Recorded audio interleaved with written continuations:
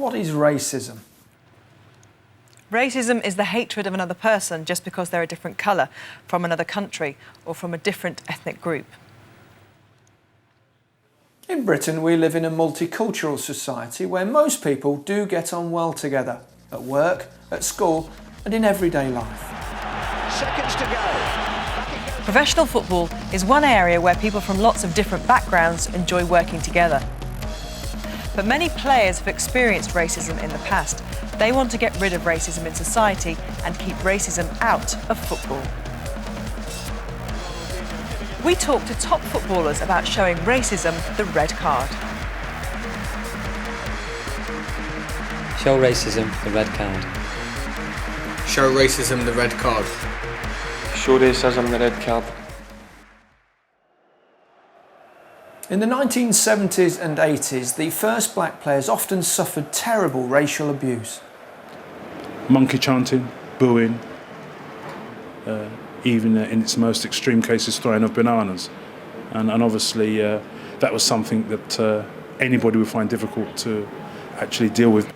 It was warming up at the sidelines, and that was daunting, because as I warmed up the sidelines to hear all this racial abuse, and I turned around expecting it to be the away supporters, found out it was my home supporters, and it was really hurtful. People make excuses for it, and that's what was happening back then. They were coming out with things like, you get called a black this, or I get called a fat that, or I get called a ginger this, or whatever. And I would say, well, hang on, you weren't persecuted because you're ginger here. You weren't persecuted because you was fat. People got persecuted because they were black. So the connotations that come with calling someone a black this or black that far outweigh the connotations in calling someone fat or calling someone ginger-haired. More recently, England players received racist abuse in away games. We should be recounting how well the 5,000 or so England fans conducted themselves in Madrid, but the actions of some of the Spanish crowds towards England's black players has dominated events. Oh, that's dreadful, the way they're shouting every time Sean Wright-Phillips gets anywhere near the ball. Yeah, Serbia was playing during the game. One of our defenders, Neda Manora, was on the ball, and all of a sudden just heard monkey noises. And then at the end of the game, we went up the tunnel, and then we had one or two of their opponents' players running up, beside us, spitting at us and calling us names. It was racist abuse rather than just in other things. Yeah, it was racial abuse. Like he squirted water and spat out over us, and was calling us monkey and all sorts of chants. It's not not a nice thing, and I'm not one who gets wound up easily, but that just got to me. Show racism the red card. Justin Hoyt. Henry looking for the return to the fullback. Justin Hoyt, an unlikely scorer. It's Justin Hoyt for Arsenal. Samuel Eto'o nearly walked off the pitch after suffering racist abuse from fans. Well, the referee's had a word with the stadium manager, it would appear, and something's happened. Something being thrown at Samuel Eto'o. Or... No mass, he's saying, or no more. Was it verbal comments emanating from the crowd behind that goal? I think so, Kevin. No mass, no more. ¿Qué hago yo? Una vez casi me marcho del campo, ¿no? Once I nearly walked off the pitch. But after thinking about it, no, actually not after thinking about it, but with the help of the referee and my colleagues, in the end we finished the match. But it was quite hard to put up with it. People often don't realise what you might be feeling. It's tough.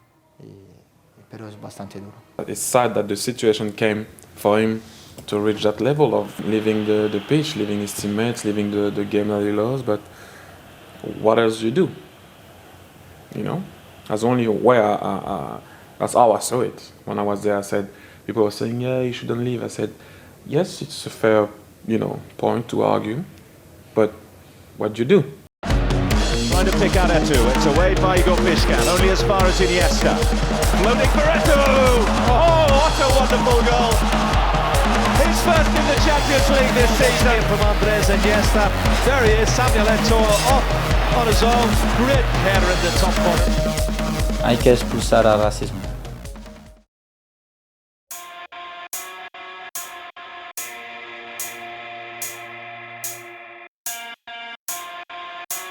So where does racism come from? Racism comes from ignorance, not understanding other people's culture, and racism is part of our history. In the past, many white people believed black people were inferior and treated them as slaves. People such as Jews and Gypsies were persecuted and murdered during the Second World War. And some newspapers still encourage racism towards people such as Muslims or asylum seekers.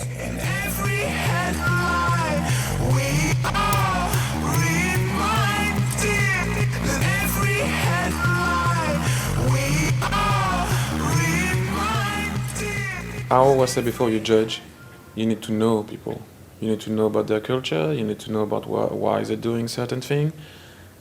You know, I think people are confusing stuff with what they see on TV and what they should learn themselves.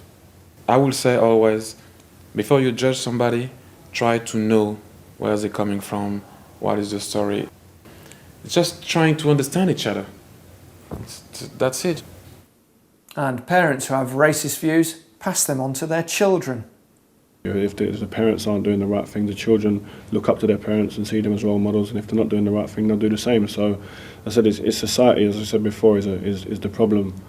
I think a lot of people take it on from what their parents have been like, from what their grandparents have been like, and it's possibly not something that they would believe in if they had the opportunity to come up with their own beliefs. But I think if you grow up with people speaking that way within your household, then you think that's the way that you should act as well when you go outside.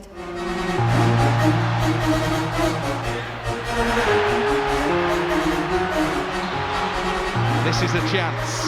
Fleeting with a free kick. She's done it! Scotland are level, and it had to be Julie Fleeting, didn't it? Henry made room for the shot and found the corner brilliantly.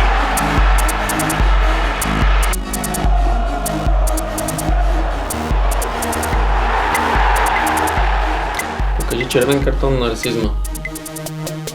Show racism the red card. Show racism the red card.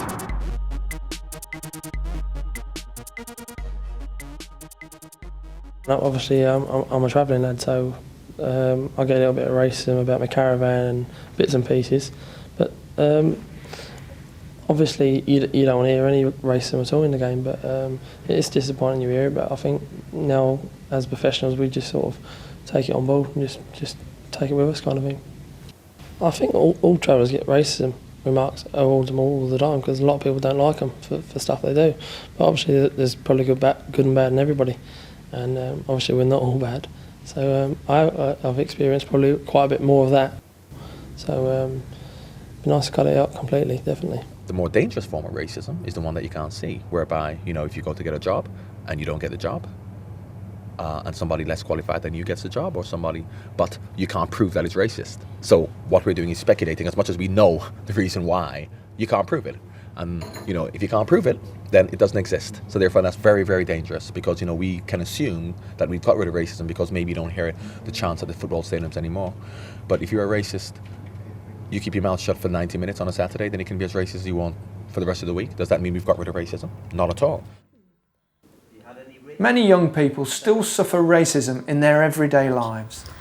Well, me and my mum were just walking, and these two boys stopped on a bicycle and they called my headscarf a tea cloth, and that was just really stupid and arrogant because they didn't know what it was. They just go, "Why are you wearing a tea cloth?" Sometimes, like at school, people just say, "Why the hell do you wear this thing?" Sorry, like on your head, and I'm just like, "Well, this is my religion. This is how it is, and if you don't like that, then go research about it or something," because they don't know what Islam really means. This group of children came and they called me the N-word and keep on telling me, "Get out of our country." And they start chasing me, so I quickly run inside. And how old were the children that were chasing you? About 12, 13 teenagers. Well, when my mum was taking me back to my house, this lady was walking and she spat at the doorstep and she said, "You packies only come here for money." And how did your mum feel when that happened? My mum, she felt sad because she wasn't born here, she was born in Pakistan, and she just ignored her. These group of boys burned paper and threw it in our garden. We put the fire out, and when we looked at it, it says, "You blooming Pakis, get out of our city." Anthony Walker from Merseyside died after a racist attack. Footballer David Nugent and Anthony's sister Dominique recall what happened. No, they'd just been for a game of basketball, they just missed the bus. You know, and there's a pub opposite the bus stop where, you know, he was getting abused. So he must have thought not having any more of this. Started walking through the park, you know, towards Highton Village where there's a big bus station. More buses come. You know, they followed him through the park. You know, they've obviously started a fight. You know, it's ended up as murder.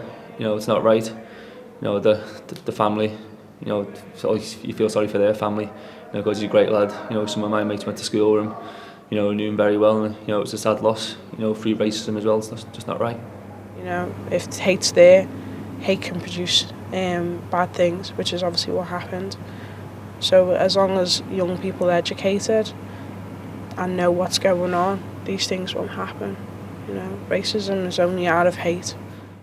We're Christians, so we go to church. So we used our faith to bring us together, even though it was hard. And Anthony was so much based in the church. He was a youth leader in the church and had his own youth group in the church, along with another guy as well, Simon. That even going to church is difficult because it was sort of, there's all the memories and stuff like that, but we carried on and we pressed through. And then from that come the Anthony Walker Foundation as well, which in effect helps promote racial harmony in the community by providing sport activities for young people. Out of every bad, there is always good, you know. So we turned whatever bad that went on and we turned it into good. I think that was the only thing that we could do with it. It wasn't easy. I won't lie and say that it's not easy, but it's a better way. There is always a better way.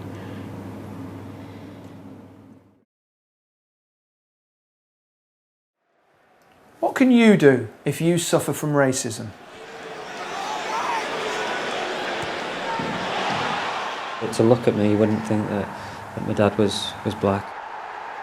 But he was quite a famous rugby player where we were growing up, so everyone knew that obviously he was my dad. And yeah, I used to get a little bit of stick at school. So I mean, it's something that I had when I was younger, and something that obviously isn't very nice, and you know, I wouldn't wish upon anyone.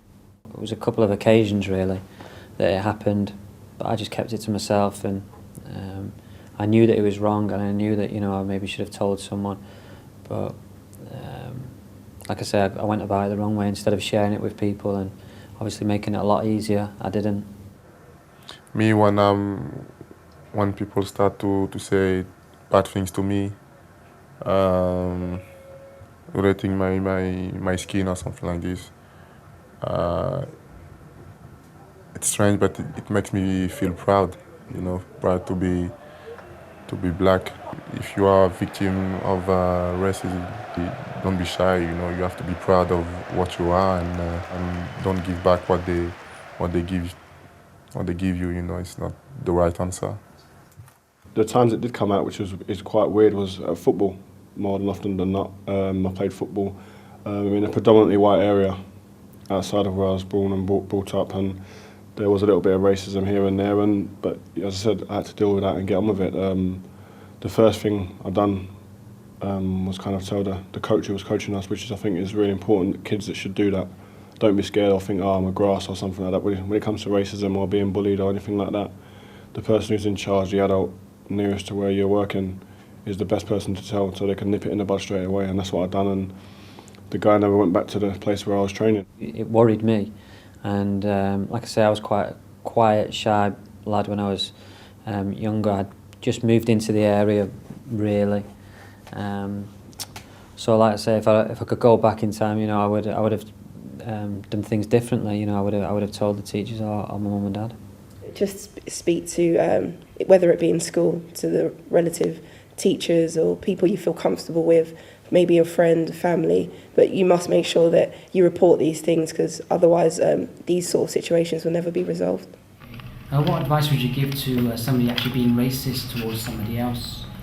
I'd say that, you know, that they've got to perhaps, you know, put the shoe on the other foot and think how they would feel if their family or themselves were being abused. I'm sure they wouldn't like it. And I think if they took the time out to think about that, then they wouldn't be doing what they were doing. And there is no place for it in society and in football.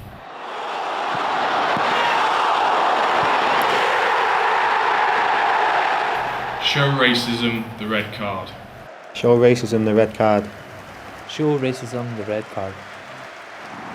Mostra o racismo o cartão vermelho. Zeigen wir den Rassismus die rote Karte. Players are now involved in anti-racist campaigns, using their role model status in the fight against racism and using football as an example of how people from different cultures and backgrounds can work together. Football, I think, is a perfect way to try and combat racism, because you have people who come from all walks of life coming together. They might different classes, it might be different religions, different cultures, but when you come together in football, you either get on with the other people in your team or you lose. I would say the good is that you have a lot of people coming from many different, like all different continents, but still capable of, you know, playing together and having the same aim. It's fantastic, really, and we all come together. There aren't any camps. There's not a particular group that sit in one corner and a particular group that sit in the others, and all the English people sit over there, all the French speakers sit. It's not like that, and that's what you have to realise. So no, I would say obviously it's a positive effect on what we've got here, because at the end of the day, it doesn't matter what colour you are, what nationality you are. If you can play football, then you know you can be in our team. Football is incredible. That's one of the jobs where you see everyone, you know, because it doesn't matter if you are black, red, or, you know, any color.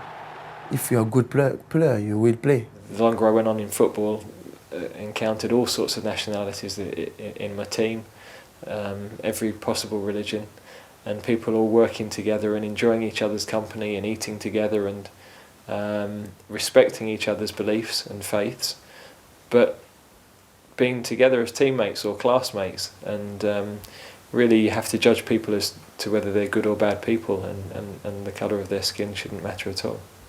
As you know, I played in different countries, and I've had so many friends, black friends and white friends and Muslim friends and Christian and Jewish.